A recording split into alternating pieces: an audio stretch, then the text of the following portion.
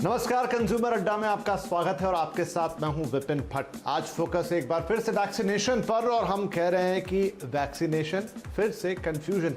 जी ऐसा इसलिए क्योंकि एक रिपोर्ट सौंपी गई है प्रधानमंत्री को और ये रिपोर्ट सौंपी है एक स्पेशल एक्सपर्ट ग्रुप ने। अब ये ग्रुप क्या ग्रुप है, तो इसमें नेशनल कोविड टास्क फोर्स के सदस्य शामिल हैं, इसमें एम्स के डॉक्टर्स, वरिष्ठ डॉक्टर्स शामिल हैं और कई डॉक्टर एसोसिएशन के एक्सपर्ट या लोग या डॉक्टर्स शामिल हैं। अब ये क्या कह रहे हैं, ये कह रहे हैं कि ऐसे लोग देश में जिन्हें ऑलरेडी कोरोना हो गया है उनको वैक्सीनेशन की जरूरत नहीं है।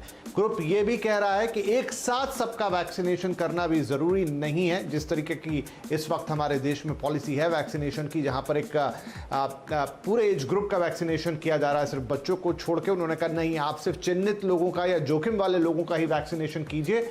और तो और इस सुझाव में यह भी दिया गया है कि देश में अंधाधुंध वैक्सीनेशन या अपूर्ण वैक्सीनेशन करने से वायरस के नए म्यूटेंट का पनपने का खतरा भी है। तो फिर ये नए सुझाव क्या पॉलिसी में फिर बदलाव होता हुआ देखेंगे और आखिर ये सुझाव क्यों आ रहे हैं, इसी पर आज हो रही है चर्चा। और इसके लिए हमारे साथ कुछ खास मेहमान जुड़ रहे हैं। हमारे साथ कार्यक्रम में शामिल हो रहे हैं डॉक्टर सौमित्र रावत साहब, जो कि मेंबर हैं नेशनल कोविड टास्क फोर्स के और साथ में आप हेड हैं गैस्ट्रोएंट्रोलॉजी के सर गंगाराम हॉस्पिटल नई दिल्ली से। डॉक्टर ओम श्रीवास्तव कार्यक्रम में शामिल होंगे, आप महाराष्ट्र कोविड टास्क फोर्स के सदस्य हैं और एक सीनियर कंसल्टेंट हैं इन्फेक्शियस डिसीजेस के। और साथ में हमारे साथ डॉक्टर रजनीश कपूर, जो कि वाइस चेयरमैन है कार्डियोलॉजी मेदांता हॉस्पिटल। आप सभी का बहुत बहुत स्वागत है। तो डॉक्टर सौमित्र, पहला सवाल आपसे ही, क्योंकि ये नेशनल कोविड टास्क फोर्स के सदस्य भी इस जो सुझाव दिए गए हैं पीएम साहब को उसमें शामिल हैं। ये अगर मैं एक एक करके शुरुआत करूं तो जो पहला ही सुझाव है जिसके लिए फिलहाल की गाइडलाइन तो ये है कि जो लोग संक्रमित हो चुके हैं कोरोना से उनको 3 महीने बाद वो वैक्सीन लगवा सकते हैं, लेकिन अब ये सुझाव कहता है कि उनको वैक्सीन की एट ऑल ही कोई जरूरत नहीं है। आई थिंक विपिन जी, जब आपकी एंटीबॉडीज नेचुरली बन जाती हैं तो नॉर्मली एंटीबॉडीज लास्ट करती हैं 9 महीने के करीब। तो इसीलिए जो जैसे जैसे आपके एविडेंसेस आते हैं और वैसे वैसे चेंजेस होते रहते हैं। जैसे कि आपने कोविशील्ड में भी देखा होगा, स्टार्टिंग में कोविशील्ड का जो टाइम गैप था वो अराउंड 4 to 6 वीक्स था, उसको इंक्रीज करके 3 to 4 मंथ्स किया है। और वो जो 3 मंथ्स वाला किया है वो भी लैंडसेट की स्टडी यूके में आई थी और उन्होंने उसमें पाया गया था कि अगर आप 3 महीने का गैप देते हैं तो आपकी एंटीबॉडीज ज्यादा बनती हैं और एफिकेसी जो वैक्सीन की है तो वो 10-20% ज्यादा बढ़ जाती है। तो उसमें वही है, जैसे जैसे एविडेंस आएंगे वैसे वैसे माइन्यूट चेंजेस होते रहेंगे। लेकिन ये बात जरूरी है, जैसे कि हमारे प्रधानमंत्री मोदी जी ने भी बोला है कि जो वैक्सीनेशन ड्राइव है उसको इंक्रीज करना है। जैसे कि आपने देखा होगा पिछले कुछ वीक पहले वैक्सीनेशन ड्राइव गिर गई थी एंड देश में 20 लाख वैक्सीनेशन हो रहे थे, अब बढ़ के 30+ हो गया है। और अगर हमें 18+ सबको अगर वैक्सीनेशन करना है तो हमें इस ड्राइव को बढ़ाना होगा। और उसमें यह भी है, जो कोविशील्ड है, from August they will start producing something like 11 crore vaccine a month. Covaxin will start producing 10 crore vaccine a month. और जो बायोलॉजिकल ई है उसका अभी फेज 1 and 2 ट्रायल हो चुका है, लेकिन इतने अच्छे रिजल्ट्स आए हैं, government has already gone and committed to 30 crore vaccine of Biological E. उसके साथ साथ जो 3 रिकमेंडेड अभी हैं या जो कि क्लियर हो चुकी हैं, कोविशील्ड, कोवैक्सीन और स्पुतनिक, उसके साथ साथ और भी वैक्सीन आ रही हैं। जाइडेक्स कैडिला की वैक्सीन आ रही है और SCOG-19 आ रही है, that is going to be the first messenger RNA vaccine. और नेजल वैक्सीन भी है भारत बायोटेक की। मोदी जी ने भी जिक्र किया था नेजल वैक्सीन का। और नेजल अगर वैक्सीन आ जाती है और वो एफिकेसी उसकी अच्छी रहेगी, वो वैक्सीन डिलीवरी के लिए बहुत अच्छा रहेगा। जैसा कि आपने न्यूयॉर्क में भी देखा था कि जॉनसन एंड जॉनसन वालों ने जो नेजल वैक्सीन है वो अमेरिका में यूज ऑलरेडी हो चुकी है। सो उसमें यही है, थोड़े बहुत चेंजेस आते रहेंगे as and when we start getting more evidences, लेकिन वैक्सीनेशन जो ड्राइव है उसको स्पीड देना जरूरी है। जी, नहीं ठीक है, तो वैक्सीनेशन ड्राइव के स्पीड की यहां पे बात हो रही है। अब वही कई बार तर्क उठता है कि पहले भी वैक्सीनेशन ड्राइव को स्पीड देने के लिए ही इस तरह की चीज हुई कि 18 से 44 वालों के लिए भी इसे खोल दिया गया, फिर हमने देखा देश में वैक्सीनेशन की कमी आई। डॉक्टर ओम श्रीवास्तव भी जुड़ गए हमारे साथ, जो कि महाराष्ट्र कोविड टास्क फोर्स के सदस्य हैं। तो डॉक्टर साहब, यहां पे अब जो सुझाव गए प्रधानमंत्री को, उसमें एक बात और कही गई है। अभी तो हमने डॉक्टर साहब से पूछा कि ऐसे लोगों को ना देने वाली बात जहां पर ऑलरेडी संक्रमण है, लेकिन ये रिपोर्ट ये भी कहती है, ये सुझाव भी देती है कि आप अब चुनिंदा ग्रुप पे फोकस कीजिए, जहां ज्यादा जोखिम है, जो ज्यादा संवेदनशील है, आप उन्हें ही पहले दीजिए बनिस्बत कि आप पूरी आबादी के पीछे भागें। जी, ये बात बिल्कुल सही है। इसमें जो सबसे ज्यादा रिस्क है जिन कैटेगरीज में, उनको सबसे पहले आपको वैक्सीन देना चाहिए, क्योंकि आप सब लोगों को एक साथ देने में आपका जो वैक्सीन का जो प्रोग्राम है वो मेरे ख्याल से उसको बहुत समय लगने वाला है। तो उसमें आपको उनको आइडेंटिफाई करना होगा जिनको रिस्क ज़्यादा है, जिनकी वजह से या तो उनको बीमारी ज़्यादा हो रही है, या उनको हॉस्पिटलाइज और किया जा रहा है, या वो उन हॉस्पिटल बेड्स को ऑक्यूपाई कर रहे हैं, या वो रिसोर्सेज इस्तेमाल कर रहे हैं, जिसकी वजह से जितना पब्लिक हेल्थ का डिलीवरी सिस्टम है वो ज़्यादा इस्तेमाल हो रहा है। सबसे पहले आपको इन लोगों को वैक्सीनेट करने की ज़रूरत पड़ेगी। उसके बाद बाकी जो जनसंख्या है जो कम रिस्क में है, उनको आपको वैक्सीनेट करना चाहिए। इस तरीके से आपको अपना वैक्सीनेशन प्रोग्राम बनाना तो ज़रूर चाहिए, लेकिन ये सारी चीज़ें फ्लूइड हो जाती हैं, क्योंकि अब से लेकर के 6 महीने बाद तक क्या स्थिति रहेगी वो तो समय ही बताएगा। मगर अगर आपको प्रोग्राम जो बनाना है वो आपको इस तरीके से बनाने की ज़रूरत पड़ेगी। अच्छा, तो यहाँ पर एक और इसमें क्या कहूँ कि अलग बात देखने को मिली। अभी हम बात कर रहे थे, कोविशील्ड का भी जिक्र किया डॉक्टर सौमित्र ने, तो डॉक्टर कपूर, यहाँ पर इसमें एक सुझाव और आया है कि ऐसे इलाकों में, अभी हम बात कर रहे हैं क्योंकि धीरे धीरे सरकार ने कोविशील्ड के जो गैप्स हैं उनमें बढ़ोतरी करते करते 12 हफ्ते ने 3 महीने तक कर दिया, लेकिन अब ये रिपोर्ट सुझाव देती है कि जहां डेल्टा वेरिएंट मिल रहा है या जहां ज्यादा आपको खतरा लग रहा है, वहां पर आप गैप कम कर दीजिए। बिल्कुल, ये सब चीज़ें होना और कांस्टेंट डेटा एनालिसिस करते रहना, जिससे हम और वाइजर स्टेप्स ले सकें अपने सारी पॉपुलेशन को इम्यून करने के लिए, वैक्सीनेट करने के लिए, बहुत ज़रूरी हैं। एक दो चीज़ें मैं पिछले स्पीकर्स पे ऐड करूंगा।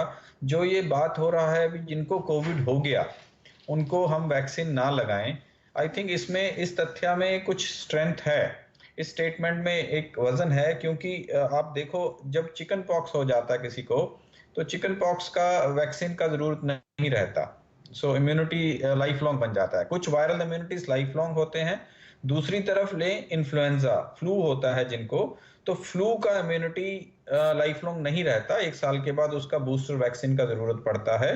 तो ये जो कोरोना वायरस है ये कैसे बिहेव करेगा अभी बहुत क्लैरिटी से नहीं पता, बट इसमें नई नई चीजों में हमें और जानकारी जो आ रही है वो ये है कि जब कोरोना वायरस होता है तो कुछ एंटीबॉडीज कुछ समय तक प्रेवलेंट बॉडी में रहेंगी, जो 3 मंथ्स, 6 मंथ्स और 9 मंथ्स, ये हाइपोथेटिकल पीरियड्स हैं जिसमें ये माना जा रहा है कि एंटीबॉडीज तब तक बॉडी में रहेंगी, तब तक उनको वैक्सीन का जरूरत नहीं पड़े। अभी तक 3 मंथ्स मान के चल रहे थे, इसलिए ये बोला गया भी 3 महीना बाद वैक्सीन लिया जाए।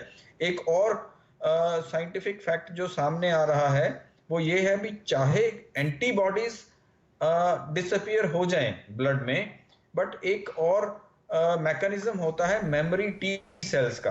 तो बॉडी में टी सेल्स और बी सेल्स होते हैं, तो वो virus infection memory T cells को ऐसे सेंसिटाइज करता है, जब कभी उसका दोबारा से उस बॉडी पे अटैक हो वायरस का, तो चाहे वो एंटीबॉडीज नहीं है बट वो मेमोरी टी सेल्स दोबारा से फ्रेश एंटीबॉडीज बनाने में बहुत तेजी से सामने आता है और वो वायरस के अटैक को उस बॉडी में रोकता है जिसमें पहले ये एक बार वायरल एपिसोड हो चुका है। सो ये नया जानकारी है जिससे ये माना जाए कि यस बहुत चांसेस हैं भी वो लंबे समय तक एक दोबारा इन्फेक्शन, कोरोना वायरस के इन्फेक्शन से इम्यून रहे वो पेशेंट जिनको पहले ये हो चुका है। This is number one. Yes, I am coming to your point. जी, we should be very aggressively looking at one, हम अपनी वैक्सीनेशन पेस को कैसे तेज बना सकते हैं। That is the need of the hour in India. India is a vast heterogeneous country जिसमें बहुत प्रॉब्लम्स आ रहा है सारी पॉपुलेशन को वैक्सीनेट करने के लिए। तो यस, हमें पिक एंड चूज करना चाहिए वो एरियाज जिसमें सबसे ज्यादा कोविड का इन्फेक्शन पाया गया, जैसे महाराष्ट्र, मुंबई के आसपास के एरियाज, नासिक के आसपास के एरियाज, दिल्ली, बेंगलोर, जो बिग पॉकेट्स हैं। बिग पॉकेट्स में गवर्नमेंट को इतना अग्रेसिवली वैक्सीनेट करना चाहिए जिसमें कोई भी लोग ना छूटें, घर में जा करके। एक और हम लोग बात कर रहे हैं भी ये कैसे और इसको स्ट्रिंजेंट और मेटिकुलस बनाया जा सकता है प्रोग्राम को।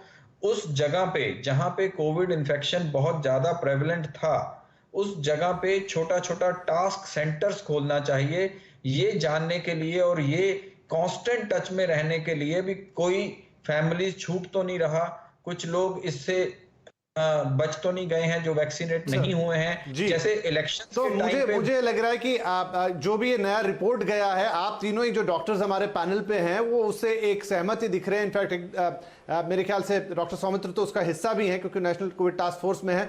तो डॉक्टर सौमित्र, इसमें एक और बात कही गई है और वो बात ये है, और मुझे लग रहा है ये बड़ी हाईलाइटेड बात है, कि आप अंधाधुन वैक्सीनेशन ना करें।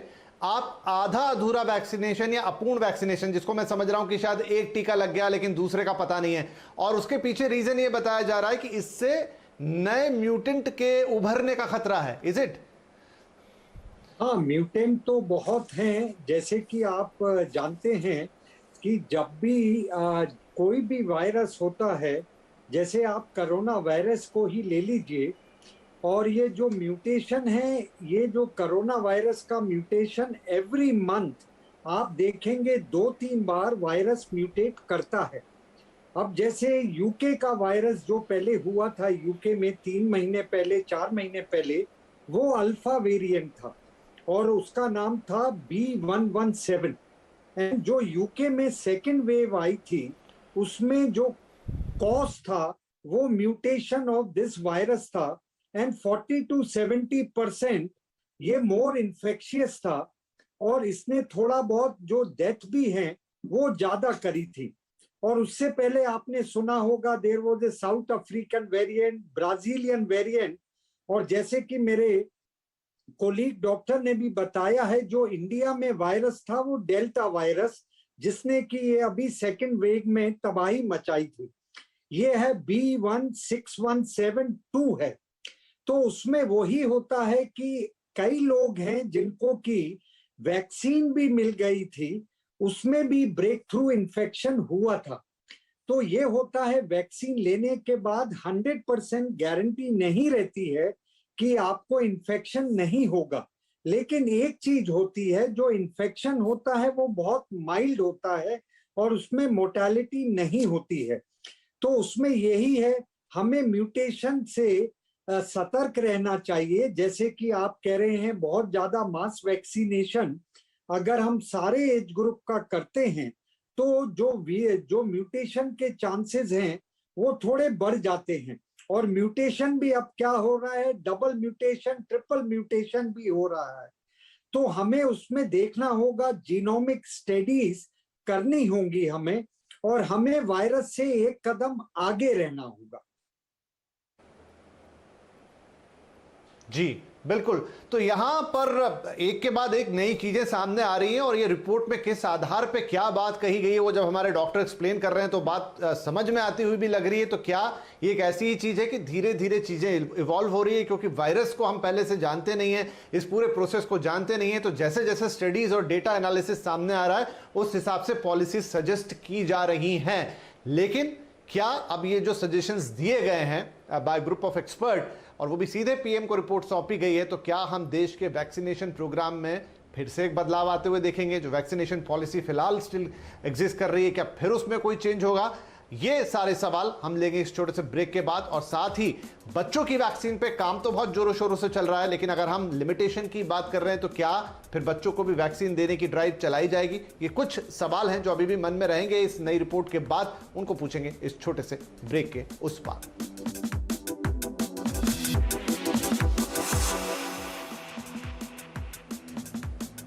वेलकम बैक, आप देख रहे हैं कंज्यूमर अड्डा और आज फिर से एक बार बात हो रही है वैक्सीनेशन की, क्योंकि एक स्पेशल टास्क फोर्स या एक स्पेशल ग्रुप ऑफ एक्सपर्ट ने प्रधानमंत्री को एक रिपोर्ट सौंपी है जिसमें फिर से वैक्सीनेशन पॉलिसी की कुछ चीजों पर विचार करने के लिए कहा है। अब हम अपने कार्यक्रम के अंतिम चरण में और सभी मेहमानों से क्विक आंसर्स चाहेंगे, छोटे आंसर्स चाहेंगे। तो डॉक्टर श्रीवास्तव, मुझे एक बात बताइए, अभी इतने जोरों शोरों से बच्चों की वैक्सीन की बात हो रही है, इनफैक्ट देश के अंदर उसके टेस्ट भी चल रहे हैं, तो क्या अब आज इस रिपोर्ट में, हालांकि बच्चों के वैक्सीन का कोई जिक्र नहीं है, ऐसा कोई सजेशन नहीं है, लेकिन क्या उससे उस प्रोग्राम पे भी कोई इंपैक्ट आता दिखेगा? जरूर दिखेगा। इसमें सबसे जरूरी बात जानने वाली ये है कि जितनी भी पॉलिसी इस समय बन रही है उनका इम्पैक्ट आपको आने वाले कुछ दिनों में, कुछ हफ्तों में, महीनों में ये आपको बदलता तो नजर तो आएगा ही, लेकिन कितने हद तक बदलता नजर आएगा जिसमें आपको अडल्ट्स और पेडियाट्रिक्स दोनों की पॉलिसी आपको चेंज करने की जरूरत पड़ेगी, ये अभी हम लोग नहीं जानते हैं, लेकिन ये होगा जरूर। इसलिए जरूरी ये है that you must keep an open mind. आपके जितनी इंफॉर्मेशन आपकी तरफ आ रही है वो सारी इंफॉर्मेशन आपको, जो आपको आज लगता है कि आप जानते हैं और ये 100% सही होगा, यही खबर, यही जानकारी आपको महीने भर बाद या 2 महीने बाद या शायद 3 महीने बाद आपको ये मालूम पड़ेगा कि शायद ये जानकारी सही नहीं है, इसको बदलने की जरूरत पड़ेगी। इसलिए पॉलिसी तो चेंज शर्तिया होने वाली है, लेकिन किस हद तक, और अडल्ट्स में या पेडियाट्रिक्स में अभी तक हम लोगों ने ये जो पॉलिसी है अभी हम लोग ने बनाई नहीं है। ये इसका कितना इम्पैक्ट होएगा बच्चों में, ये आने वाले समय में ही मालूम पड़ेगा। लेकिन जहां तक आपका सवाल है क्या पॉलिसी चेंज होने वाली, उसका जवाब बहुत सीधा, सरल और स्पष्ट है। जी हाँ, पॉलिसी चेंज होगी जी। डॉक्टर कपूर, क्योंकि बातें लगातार हो रही हैं, सिर्फ एजम्पशंस ही, अब हम देख रहे हैं कि जापान में बात हो रही है कि चौथी लहर आ गई है, 4th वेव आ गई है, इंग्लैंड में एक बार फिर से 3rd वेव की बात हो रही है, तो क्या ये सारी चीजें हमारे साथ भी घट सकती है? मैं इसे वैक्सीनेशन की लाइट में इसे देखना चाह रहा हूं। बिल्कुल। हमने पिछली बार अपने गार्ड्स को डाउन किया और we had a terrible second wave where mortality was very high, तो हम ये चांस दोबारा नहीं ले सकते हैं। 3rd wave, 4th wave cases कम होते हैं, दोबारा बढ़ रहे हैं। This is a very frequent example. UK में देखें, केसेस दोबारा से राइज होना शुरू हो रहे हैं, जापान में हो रहे हैं। So we are no different, हम कोई डिफरेंट नहीं है। रादर इंडिया की डेंसिटी को देखें, पॉपुलेशन डेंसिटी और रूल्स फॉलो करने का सिलसिला अगर देखें तो इंडिया उसमें अच्छा नहीं दिखता है कभी। डिसिप्लिन का चीज इंडिया में बहुत अच्छे से मैनेज नहीं होता है, तो बहुत चांसेस हैं अगर हम गार्ड्स फिर डाउन करेंगे। 2 या 3 महीने का कूल ऑफ पीरियड है, ये 2 या 3 महीने बहुत तेजी से कोरोना के केसेस सामने नहीं आएंगे, क्योंकि इतनी तेज गति से पीछे लोग इन्फेक्ट हुए हैं, एक हर्ड इम्यूनिटी बन चला है। बट वो दोबारा से ब्रेक हो सकता है अगर हमने अपने गार्ड्स को डाउन किया। इन्हीं 2 या 3 महीना में हमें वैक्सीनेशन का पेस इस कदर तेज लेके जाना चाहिए ताकि हम immunity levels at least 50% of population तक पहुंच जाएं और अगला वेव स्ट्रांग ना हो। एक चीज और बोलूंगा, जो आपने बच्चों का बात किया वैक्सीनेशन का, चाइना ने ऑलरेडी अप्रूव कर दिया है 6 मंथ्स के ऊपर बच्चों में वैक्सीन। यूएस में 12 साल तक इजीली वैक्सीन लग रहे हैं। बहुत रिक्वायरमेंट है इस पॉइंट पे, क्योंकि अगला वेव अगर आता है तो बच्चे ज्यादा इफेक्ट होंगे, सिंपली बिकॉज बाकियों में हम वैक्सीन लगाते जा रहे हैं, बच्चे अभी वैक्सीन से डिप्राइव्ड हैं। तो बट प्रॉब्लम्स क्या हैं बच्चों के वैक्सीन में, ये कोई नहीं समझता। अगर आप ये भी एक व्यू पॉइंट है, अब देखना होगा कि इस पॉलिसी में क्या इसका, जी क्योंकि मेरा समय समाप्त हो रहा है, क्विकली एक क्वेश्चन डॉक्टर सौमित्र से ले रहा हूं। डॉक्टर सौमित्र, आप लोगों ने पॉलिसी तो सौंप दी है, नया या एक सजेशन पेपर तो सौंप दिया है, डायरेक्ट पीएम के पास गया, इससे इसका महत्व भी पता चलता है। हम ये जानना चाहेंगे कि क्या हमें ये नियर फ्यूचर इंप्लीमेंट होता वो भी दिखाई देगा? आई थिंक मैं नेशनल टास्क फोर्स में हूं जो सुप्रीम कोर्ट ने बनाया है, तो हम लोगों का अपना अलग रिकमेंडेशन चल रहा है, लेकिन जो भी नेशनल टास्क फोर्स और एक्सपर्ट्स ने बनाया है ये बिल्कुल ठीक है। और इंडिया में भी कोवैक्सीन का ट्रायल बच्चों में हो रहा है। It was started in AIIMS Patna, फिर यहाँ दिल्ली में भी एम्स में हो रहा है। और बच्चों के लिए पीडियाट्रिक टास्क फोर्स स्टेट में भी बने हैं and dedicated Covid paediatric hospital भी बनाए जा रहे हैं, जिससे कि हम अपनी जितना भी इंफ्रास्ट्रक्चर है उसको पूरा का पूरा रैंप अप कर लें। और जो पेरेंट्स हैं यंग चिल्ड्रन के, बच्चों के, उनको भी एनकरेज करना होगा वैक्सीन लेने के लिए। And adequate number of incubators and warmers, ये भी हमें जो पीडियाट्रिक हॉस्पिटल बना रहे हैं कोरोना के लिए वो भी बहुत जरूरी है। और वैक्सीन के लिए मैं आपके चैनल के माध्यम से एक चीज बोलना चाहूंगा कि miss information, rumours, myth and जो अनफोल्डेड क्लेम्स हैं, ये अगर हम एक साथ मिलके कि वैक्सीन बहुत जरूरी है हमें कोरोना को कंट्रोल करने के लिए, और जो सबसे ज्यादा इंपॉर्टेंट है जो हमारे कोलीग ने बताया है कि हमें अपना गार्ड डाउन नहीं करना है, हमें Covid appropriate behaviour even vaccine लेने बिहेवियर को रखना है। जी सर, क्योंकि मेरा समय यहाँ पे समाप्त हो गया है। आई गॉट योर पॉइंट कि सब कुछ ठीक है, पॉलिसीज भी बदलती रहेंगी, आती रहेंगी, लेकिन जो एक बात हम सब लोग जानते हैं कि हमें अपने गार्ड्स डाउन नहीं करने हैं। एक बार ये गलती हम कर चुके हैं और दूसरी बार ये चांस हमें नहीं लेना है। और जहां तक पॉलिसी का सवाल है तो आप सौंप दी गई है, पीएमओ में है, प्रधानमंत्री के पास है। क्या इसमें कोई बदलाव होगा? क्या जो सजेशन दिए हैं वो हमें जल्द लागू होते हुए दिखाई देंगे? वो हमें थोड़े ही दिनों में पता चल जाएगा, लेकिन उनके पीछे कारण क्या है, क्यों ये सजेशन दिए गए हैं, ये आज हमारे डॉक्टर्स पैनल ने आपको अच्छी तरह और साफ रूप से बता दिया। और हाँ, बच्चों पर भी फोकस जारी है, ये बात भी निकलकर सामने आई। तो आप सभी का इस कार्यक्रम में शामिल होने के लिए और इतनी महत्वपूर्ण और गहरी राय रखने के लिए बहुत बहुत शुक्रिया। नमस्कार।